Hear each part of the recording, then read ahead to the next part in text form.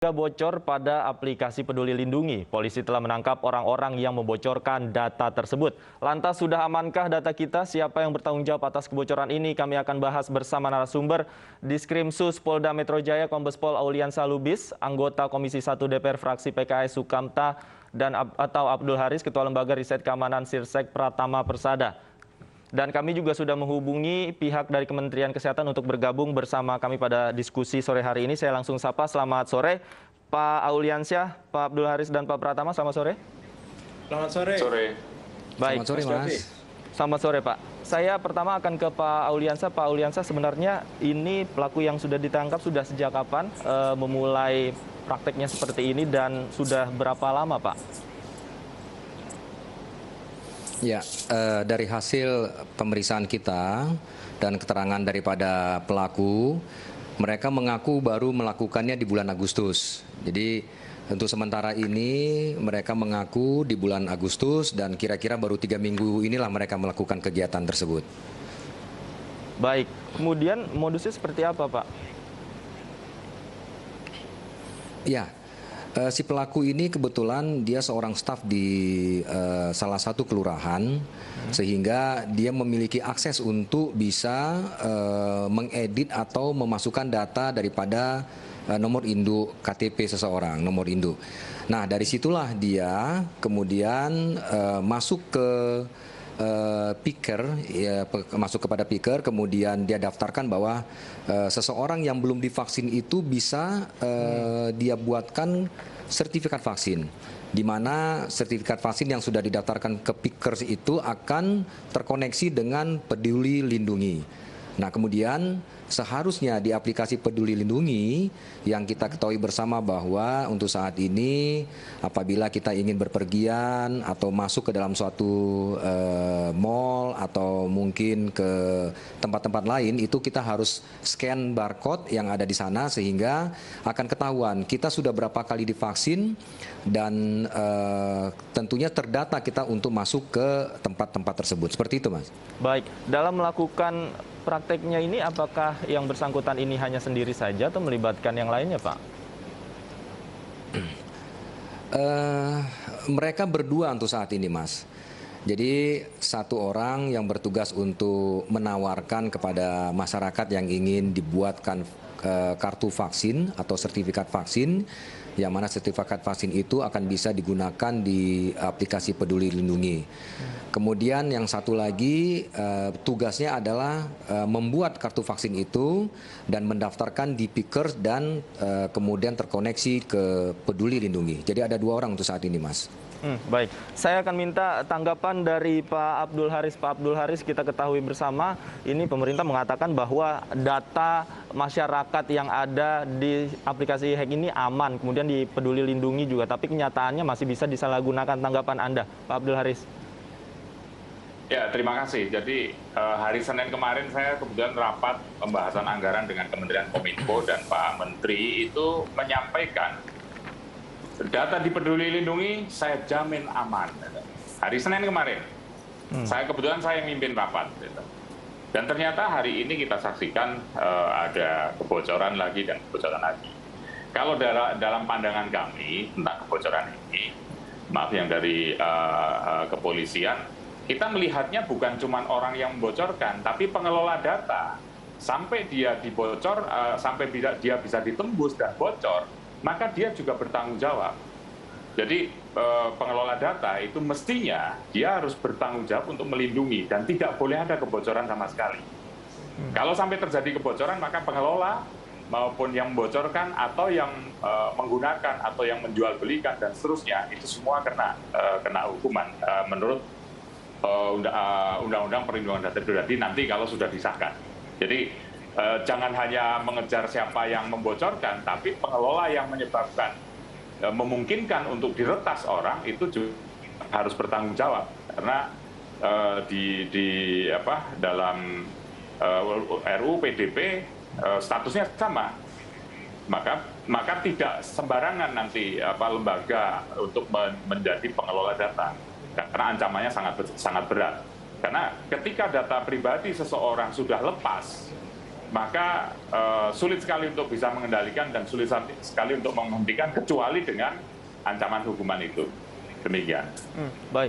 Saya ke Mas Pratama. Ketika data seseorang ini bocor akan ada runtutannya dan sulit sekali dilacak. Nah, ini pemerintah juga mengatakan bahwa data yang bocor adalah ada yang data lama begitu, kemudian dari data-data seseorang tidak semuanya bocor. Tanggapan Anda seperti apa? Begini Mas, masa iya ada data lama sama data baru gitu? Ingat loh, itu data e-hack itu data bulan sampai bulan Juli. Itu data bukan data lama, data baru. Semua data dari 1,3 juta data yang ada di e-hack itu, semua data valid itu Mas. Gitu. Jadi jangan kita remehkan bahwa data ini data lama dan data baru. Kemudian yang kedua, ini mungkin jadi masyarakat jadi agak ini nih, teralihkan ini begitu. Tadi saya juga ngikutin press release-nya dari Polda Metro Jaya begitu. Disampaikan bahwa yang ditangkap itu adalah orang yang memalsukan sertifikat vaksin. Ada 90 orang lebih tadi kalau tidak salah gitu, yang ditangkap, ada 2 orang pelakunya yang memalsukan sertifikat vaksin karena mereka punya akses ke dalam sistem piker gitu. Tapi masalah kita bukan di situ sebenarnya. Kalau itu urusan gampang dari polisi lah gitu. Ada laporan bisa ditangkap lah. Masalah kita adalah ini ada 1,3 juta loh data masyarakat yang bocor ini gitu. Jangan dianggap enteng gitu. Karena apa? Efeknya jauh lebih berat. Data ini kalau sampai dipegang sama orang yang bertanggung jawab bisa dipakai untuk merugikan masyarakat, mulai dari penipuan, pengambil alihan dompet digital, pengambilan rekening gitu, sampai dipakai untuk pinjaman online yang kita nggak tahu tiba-tiba ditagih debt collector gitu. Itu yang masalahnya gitu. Kan kemarin sempat rame itu, tadi Pak Haris juga udah bilang tuh, katanya aman gitu kan. Ternyata kenyataannya memang bocor gitu. Saya bisa challenge, walaupun Kemenkes bilang tidak bocor, Kominfo bilang tidak bocor, BSSN bilang tidak bocor, saya bilang itu bocor. Kenapa? Karena sudah diketahui nih data yang terekspos itu besarnya 2 GB. Kemudian ada 1,4 juta record, yang 1,3 juta diantaranya adalah data pribadi masyarakat gitu. Artinya orang tidak akan bisa tahu file size-nya itu kalau tidak nyuri dulu, tidak ngambil dulu datanya dari servernya hack gitu. Setelah diambil semua baru ketahuan itu size-nya ada 2 GB. Jumlah rekornya ada 1,4 juta rekor, yang 1,3 jutanya ada data pribadi. Baik. Gitu. Mas Pratama, jadi tidak cukup dengan gitu. menguninstall aplikasi hack saja? Saling menyalahkan gitu. Terus kemudian cari kambing hitam gitu. Menurut saya harus tanggung jawab lah gitu. Minimal minta maaf lah. Mas Pratama, gitu, Mas Pratama, apakah tidak cukup dengan menguninstall aplikasi hack saja kemudian bisa mencegah kebocoran data seperti yang dikatakan sebelumnya? Ini juga mispersepsi lagi gitu.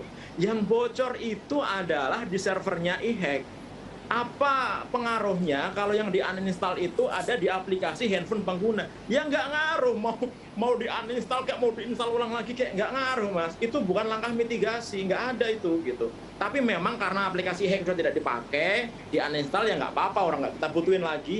Tapi itu tidak membuat data kita itu menjadi aman. Bisa kita tarik lagi? Enggak.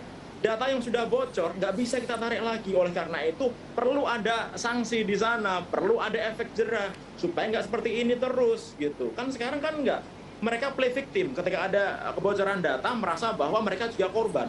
Padahal gara-gara kelemahan sistem mereka gitu, akhirnya data itu bocor dan yang dirugikan masyarakat.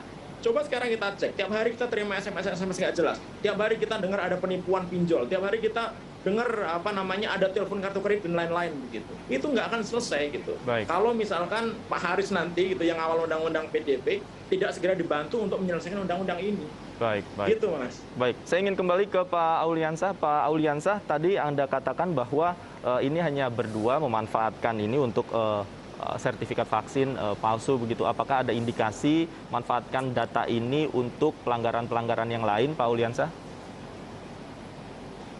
Ya, saat ini Mas kita memang masih fokus terkait dengan kartu vaksin atau sertifikat vaksin yang mereka palsukan, kemudian mereka menginput di Piker dan kemudian terkoneksi ke Peduli Lindungi. Jadi kami masih fokus di situ. Sementara ini nanti kalau memang ada perkembangan lanjut mungkin kita bisa akan memberi informasi kepada khalayak mungkin ya nanti. Tapi untuk saat ini mereka hanya melakukan kegiatan menjual kartu kartu sertifikat vaksin, yang mana kartu sertifikat vaksin yang mereka jual ini bisa terkoneksi dengan menggunakan aplikasi Peduli Lindungi. Seperti itu, Mas. Artinya hanya memanfaatkan satu aplikasi Peduli Lindungi saja, Pak, ya? Ya. Untuk saat ini, mungkin nanti dalam pengembangannya ada fakta-fakta baru yang lain lagi, begitu Pak Ulian saya. Kemudian berapa keuntungan Pak yang didapat dari praktek mereka ini, Pak? Ya, satu kartu vaksin mereka ada yang menjual 350.000 dan ada yang dijual oleh mereka 500.000. Dan saat ini juga kami masih mendalami dan meminta keterangan mereka, dan saat ini mereka masih mengakui baru 93 kartu vaksin yang mereka buat. Jadi kita nanti akan tetap kita fokus, kemudian tetap kita kembangkan sampai sejauh berapa mereka melakukan kegiatan ini dan kemana saja mereka melakukan kegiatan-kegiatan tersebut yang dapat merugikan di posisi mana saja. Baik, Pak, 93 kartu vaksin artinya orang ini sudah mengakses data dari 93 orang, Pak? Ya, jadi ada 93 orang yang membeli sertifikat vaksin ini kepada mereka. Dan mereka sudah menginputnya melalui piker ke Peduli Lindungi sebanyak 93 orang. Seperti itu, Mas, kira-kira, Mas. Oke, baik.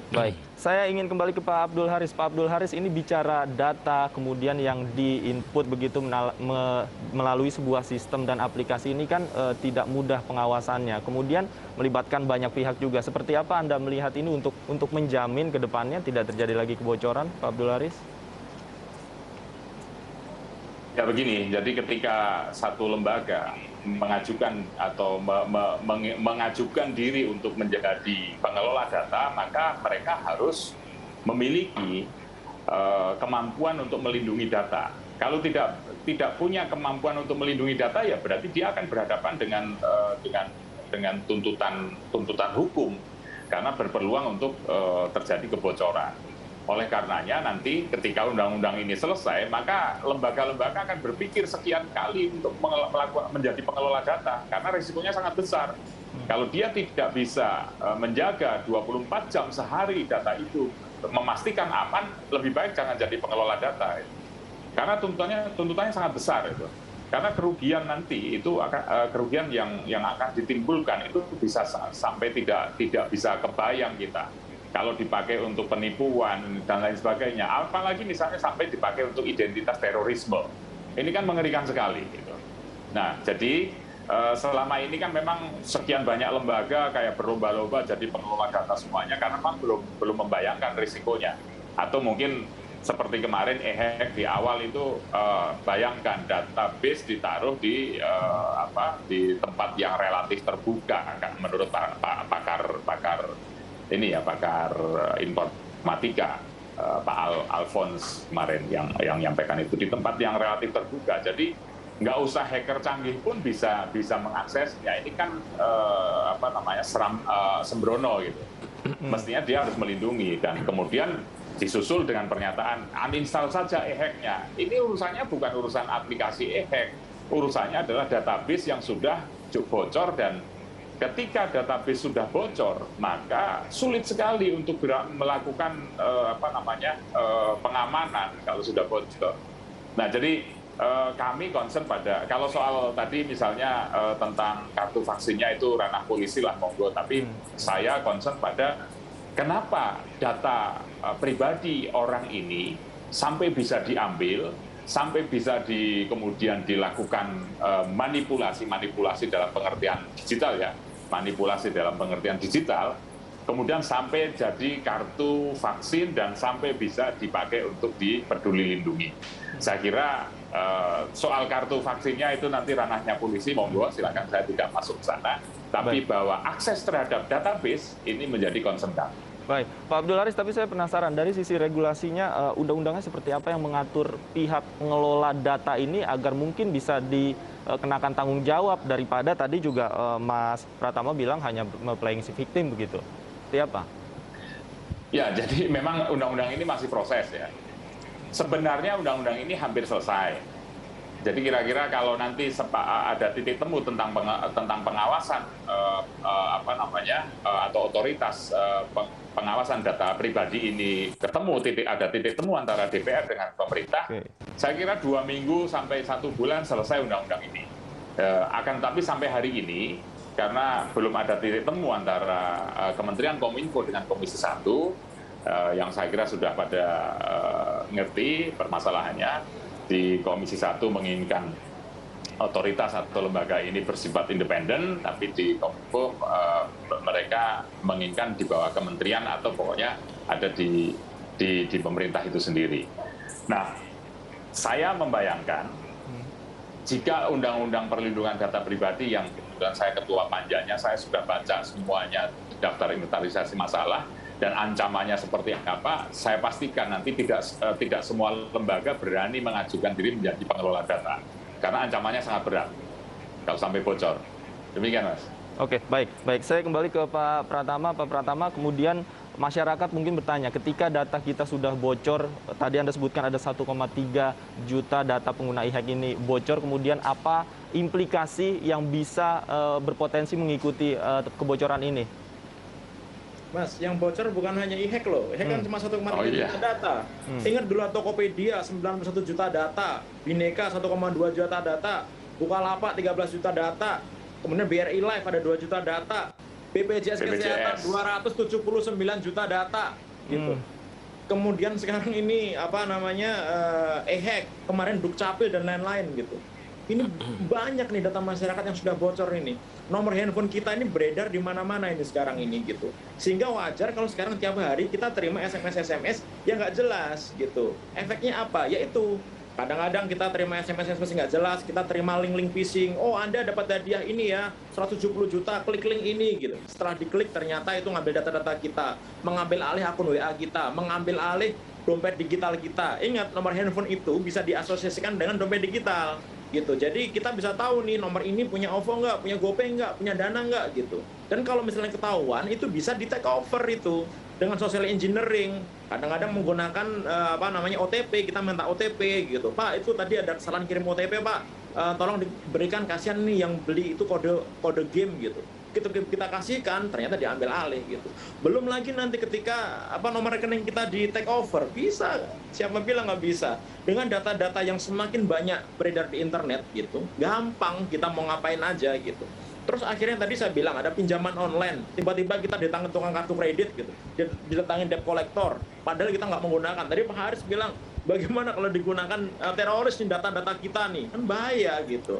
Nah ini jadi masalah. Dan ingat ya, dalam sistem vaksin kita ini gitu, ada 2 data sebenarnya. Yang pertama data digital yang dimasukkan ke aplikasi Peduli Lindungi. Yang kedua data fisik. Data fisik itu adalah data yang dicatat petugas vaksin. Kemudian kita ngisi nama, alamat, dan lain-lain, kita ngasih fotokopi KTP dan lain-lain, begitu lengkap semuanya itu, nomor NIK dan lain-lain begitu. Itu yang jaga siapa? Pak Haris mungkin nanti jadi pemikiran di Komisi 1 Pak Haris gitu. Itu data fisik yang jagain siapa sekarang? Itu ada ratusan juta nanti data gitu yang dikelola oleh orang yang banyak sekali tersebar gitu. Itu data valid masyarakat Indonesia gitu. Itu setelah dimasukkan dengan aplikasi Tiker ke aplikasi Peduli Lindungi, setelah itu diapain itu data? Siapa yang menyimpan data itu? Bagaimana penyimpanan data itu? Itu nanti potensi bocornya lebih tinggi lagi itu. Belum ada yang mikirin sampai sekarang. Gitu. Jadi efeknya jangan dianggap efeknya itu ringan. Nanti lama-lama masyarakat itu hanya bisa menjadi korban. Jadi kalau sekarang belum jadi korban, nanti pasti akan menjadi korban. Gitu. Karena saya juga sudah jadi korban sekarang. Gitu. Jadi kita semua ini akan menjadi korban gara-gara kebocoran data itu. Lah kok enak gitu. Yang 90 pemalsuan kartu vaksin 90 orang di penjara 6 tahun gitu. Yang 1,3 juta kebocoran datanya masih melenggang kangkung gitu ya. Nggak enak namanya itu. Jadi tidak berlebihan jika masyarakat khawatir soal kebocoran data pribadinya ini? Tidak berlebihan sama sekali itu. Karena itu kejadian benar di masyarakat, Mas gitu. Kecuali kalau kita halusinasi gitu. Gara-gara ada kebocoran data ternyata tidak terjadi apa-apa ya nggak ada masalah. Ini kan terjadi nih. faktanya ada itu jadi masalah. Baik. Saya ke Pak Auliansah. Pak Auliansah, dari persoalan pemalsuan vaksin ini kan ada indikasi juga pelanggaran-pelanggaran lainnya. Kemudian tindak lanjut seperti apa yang akan dilakukan oleh pihak kepolisian, Pak? Ya, terima kasih Mas. Kita memang dari Polda Metro Jaya sejak ada PPKM darurat banyak mungkin perbuatan-perbuatan melawan hukum yang terjadi di kalangan masyarakat. Sepertinya beberapa waktu yang lalu kita mendengar ada penjualan tabung oksigen. Ternyata tabung oksigen itu yang menjual dibuat dari APR. Ya, atau tabung pemadam kebakaran ringan. Nah, ini kan tidak boleh sebenarnya seperti itu. Kemudian ada terjadi pembohongan bahwa akan menjual tabung oksigen. Ternyata nanti tabung oksigennya tidak sampai ke rumah melalui media online atau mereka sudah menerima uangnya. Dan banyak kejadian-kejadian lain seperti pembuatan kartu vaksin palsu dengan harga obat untuk COVID-19 ini juga yang cukup mahal di luar dari harga eceran tertinggi yang sudah ditetapkan oleh pemerintah. Untuk itu kami dari Direktorat Kriminal Khusus Polda Metro Jaya sudah membuka hotline untuk pelaporan terkait dengan pelanggaran-pelanggaran hukum di ranah COVID-19. Mungkin nanti masyarakat bisa langsung memberikan informasi kepada kami di WA nomor telepon 0811 1311 0110. Jadi silakan memberikan informasi atau melapor apa saja yang dialami oleh masyarakat, baik penipuan, baik hoax, ataupun mungkin ada informasi-informasi terkait dengan pelanggaran-pelanggaran hukum di ranah masalah COVID-19 ini. Dan juga saya juga sangat berharap kepada masyarakat kita bahwa pentingnya yang sudah disampaikan oleh pemerintah yaitu mengenai vaksin. Kalau memang belum divaksin silakan segera melaksanakan vaksin.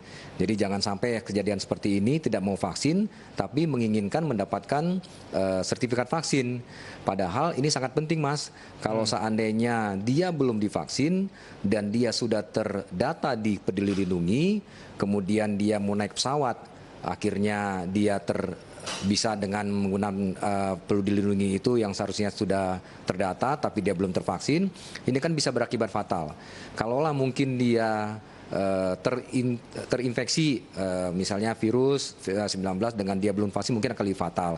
Atau mungkin dia pada saat akan masuk ternyata dia sudah terinfeksi dengan COVID-19 akhirnya membuat masyarakat lainnya terinfeksi. Baik. Nah hal-hal seperti ini yang mungkin sebagai pesan daripada kami dan yang terakhir kami juga para masyarakat atau orang-orang yang sudah dipercaya oleh suatu instansi untuk mendapatkan atau mempunyai akses memasukkan data khususnya seperti yang dilakukan oleh para pelaku ini. Dia ini kan seorang staf di kelurahan sehingga dia mempunyai password untuk bisa masuk ke sana. Nah ini janganlah melakukan hal-hal seperti ini. Jadi tetap dengan aturan-aturan SOP yang sudah disumpah oleh orang per orang ini untuk menjaga kerahasiaan yang lainnya. Terima kasih, mungkin itu yang bisa saya sampaikan Mas. Baik, kita tunggu bersama proses penyelidikannya lebih lanjut seperti apa, khususnya kaitannya dengan kebocoran data ini ya Pak Auliansah. Terima kasih sekali lagi sudah bergabung sama kami di Ainyu Sore. Pak Abdul Haris juga terima kasih, kita tunggu terus undang-undangnya nanti seperti apa jadinya. Mas Pratama juga terima kasih sudah bergabung bersama kami di Ainyu Sore. Selamat sore Bapak-Bapak. Terima kasih. 4 jenazah TNI yang gugur diserahkan ke keluarga. Kami segera kembali, tetaplah di Ainyu Sore.